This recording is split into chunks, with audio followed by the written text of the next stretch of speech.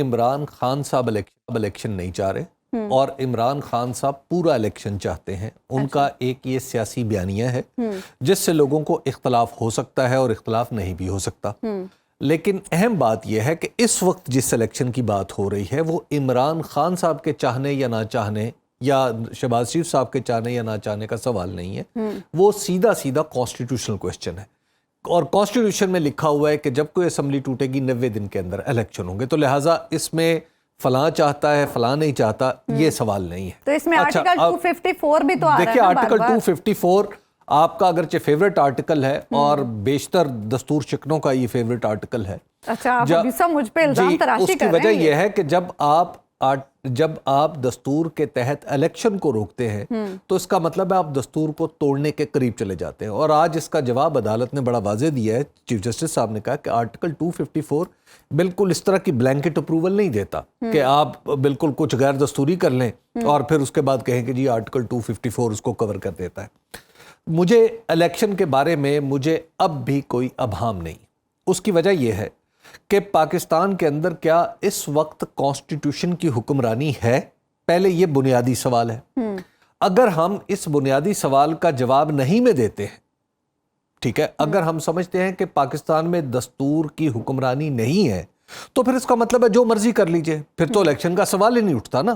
پھر تو یہ ہے کہ الیکشن ہوگا تو الیکشن کا پھر طریقہ کار تو یہ بھی ہو سکتا ہے کہ جناب صاحب جو مرضی کیا جا رہا ہے یہی نظر آ رہا ہے. اب دیکھیے اگر تو مرضی کے مطابق چلنا ہے تو اس کا تو کوئی جواب نہیں. اگر طاقت کے زور پہ چلنا ہے تو اس کا بھی کوئی جواب نہیں ہے. طاقت کا جواب تو پھر کچھ اور ہو سکتا ہے نا، اس کا جواب دستور نہیں ہوتا. تو لہٰذا پاکستان میں اگر ہم یہ سمجھتے ہیں کہ اس وقت دستور روبہ عمل ہے اور ہمارے ادارے موجود ہیں تو پھر مجھے الیکشن نہ ہونے کی کوئی وجہ نظر نہیں آتی. باوجود اس کے کہ میں یہ جانتا ہوں بڑے اچھے طریقے سے کہ پاکستان کی جو موجودہ وفاقی حکومت، پاکستان میں جو پنجاب کی جو موجودہ نگران حکومت اور ان کے سہولت کار یہ سمجھتے ہیں کہ الیکشن کا ہونا درست نہیں ہے. سہولت کار کون؟ سہولت کار جو سات دوست احباب ہوتے ہیں. اچھا. تو وہ یہ سمجھتے ہیں کہ الیکشن کا ہونا درست نہیں ہے، بلکہ بعض تو اس احمقانہ حد تک چلے جاتے ہیں کہ جی الیکشن جو ہے وہ پاکستان کے اندر عدم استحکام پیدا کر دیں گے. یہ میں دنیا میں پہلی بار یہ دلیل ان سے سن رہا ہوں. تو بات یہ ہے کہ پاکستان میں اگر تو دستور ہے تو پھر الیکشن بھی ہوگا. الیکشن کے بغیر دستور وہ پھر جنرل پرویز مشرف کے ہاتھ میں بھی تھا، وہ جناب ضیاء الحق صاحب کے ہاتھ میں بھی تھا، وہ جنرل ایوب خان صاحب نے تو اپنا ہی دستور لکھ لیا. ابھی یہ الیکشنز کا ہنگامہ چل رہا ہے. آج سپریم کورٹ میں ہیئرنگ بھی ہوئی اس معاملے کو لے کر. ایک نیا پنڈورا باکس کھل گیا جو 2 ججز کا ایک نیا فیصلہ آیا ہے. اس فیصلے کے الیکشن پر کوئی اثرات ہو سکتے ہیں یا جو پچھلا فیصلہ آیا تھا سپریم کورٹ کا اس پر کوئی اثرات ہو سکتے ہیں؟ دیکھیں اس فیصلے کے 3 حصے ہیں براڈلی اگر آپ اس کو دیکھیے تو. اس کا ایک حصہ یہ بتاتا ہے آپ کو کہ پاکستان یہ جو اس پرٹیکولر کیس میں کہ الیکشن کا ہونا یا نہ ہونا کیا یہ سو موٹو کیس بنتا تھا یعنی از خود نوٹس کا کیس بنتا تھا یا نہیں بنتا تھا. تو لہٰذا اس پرٹیکولر کیس میں ان دونوں جج صاحبان نے کہا ہے کہ یہ کیس اس طرح کا نہیں بنتا تھا، سو موٹو کیس نہیں بنتا تھا. اور سو موٹو کے لیے انہوں نے کچھ سفارشات بھی کی ہیں کہ اس کو آئندہ کے لیے رولز بنا دینے چاہیے یا سپریم کورٹ کو اس کو ون مین پاور شو نہیں ہونا چاہیے. اسی دوسرا حصہ ہے اس کا کہ بینچ کا طریقہ کار وہ اسی سے جڑا ہوا ہے سو موٹو سے کہ بینچ کس طرح تشکیل پاتا ہے. اور اس سے ایک نتیجہ اخذ کیا گیا ہے کہ جو فیصلہ تھا جو پہلے جو جاری ہوا تھا 3-2 سے وہ ایکچولی 4-3 کا فیصلہ ہے. یہ اس کا دوسرا حصہ ہے. اور تیسرا حصہ یہ ہے اس فیصلے کا کہ جو الیکشن ہے، الیکشن کے بارے میں یہ فیصلہ کچھ نہیں کہتا. الیکشن کے بارے میں یہ کہتا ہے کہ اس جو لاہور ہائی کورٹ کا فیصلہ ہے جس نے اس بات کا تعین کر دیا ہے کہ الیکشن کمیشن نے الیکشن کروانے ہیں تو لہٰذا وہ فیصلہ آج بھی قابل عمل ہے اور اس پر ہی عمل درآمد ہونا چاہیے.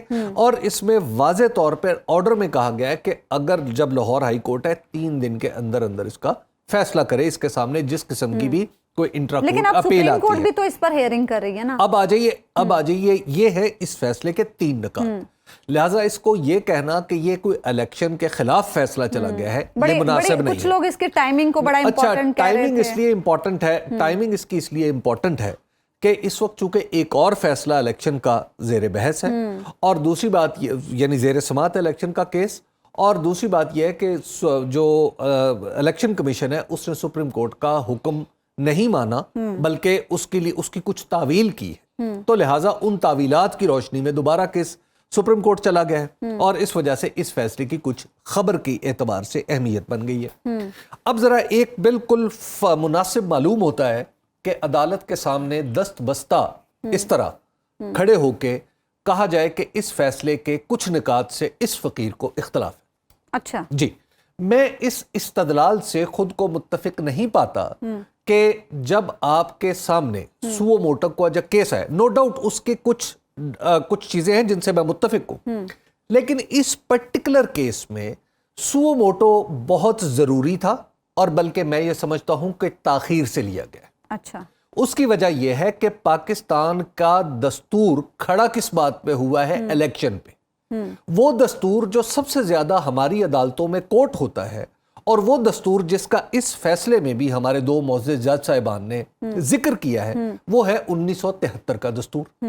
1973 کا دستور شروع کہاں سے ہوتا ہے وہ اٹھا کے پڑھ لیجئے کہ ہم پاکستان کے لوگ، جس میں آپ بھی شامل ہیں، میں بھی شامل ہوں، معزز جج صاحبان بھی شامل ہیں، کہ ہم پاکستان کے لوگ خود کو یہ دستور دیتے ہیں جس کے تحت چوزن ریپرزنٹیٹیو آف پیپل، لوگوں کے منتخب کردہ لوگ ہی انتظام اور انصرام چلائیں گے۔ تو جب لوگوں کے منتخب کردہ لوگوں کے اس پروسیس پہ سوالیہ نشان آ جائے تو اس سے زیادہ کوئی چیز ایسی نہیں ہے جو آرٹیکل 184(3) کے تحت معاف کیجئے گا سوو موٹو کا تقاضا نہیں کرتی۔ تو لہٰذا اس استدلال کو کہ سچویشن ایمرجنسی نہیں تھی، میں سمجھتا ہوں میں اس استدلال سے خود کو متفق نہیں پاتا۔ ٹھیک۔ دوسری دلیل اس میں دی گئی ہے ججز کی کہ جناب یہ 4-3 کا فیصلہ ہے، بنیادی طور پہ بینچ جو ہے وہ کیسے بنا تھا اور اس کو پوری تاریخ بتائی گئی۔ میں اس سے بھی خود کو متفق نہیں قرار دے سکتا۔ اس کی وجہ یہ ہے کہ اوریجنلی یہ کیس 2 ججز کے سوو موٹو کی سفارش سے شروع ہوا تھا۔ اگر 2 ججز نے جسٹس اطہر منل، جیسے اس دن میں بھی اس کورٹ میں موجود تھا، جب 2 ججز نے اس سے اختلاف کیا، چلیے جی مان لیا، 2 ججز ریکیوز کر گئے، یہ بھی مان لیا، اور ان 2 ججز نے ان 2 ججز کی ساتھ آواز ملا دی، 4 ہو گئے۔ تو سمپل سی بات ہے، جب سوو موٹو کے حق میں 2 ججز نے اور پھر 3 ججز نے کہا ہے، ٹھیک ہے، تو اس کا مطلب ہے پھر فیصلہ 4-3 کا نہیں ہوا، یہ 5-4 کا ہو گیا۔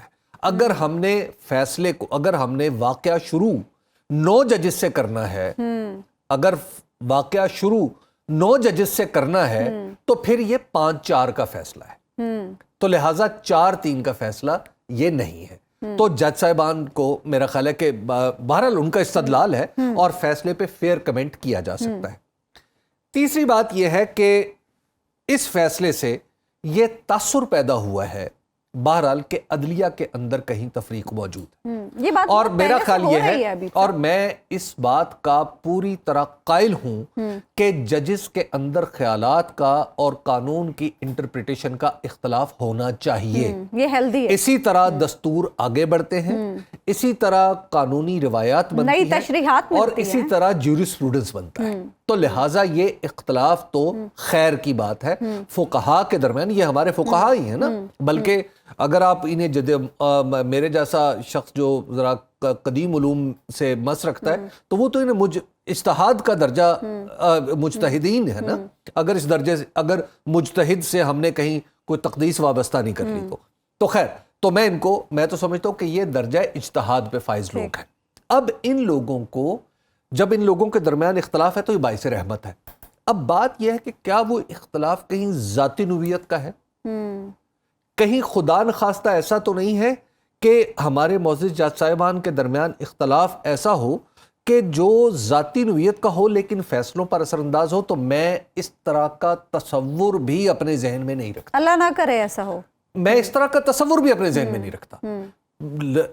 افراد کے اشخاص کے درمیان بالکل اختلاف ہو سکتا ہے، لیکن مجھے اپنے سارے جج صاحبان پر بھروسہ ہے کہ یہ کبھی بھی اپنے ذاتی اختلاف کو اپنے پروفیشنل کام پر حاوی نہیں آنے دیں گے.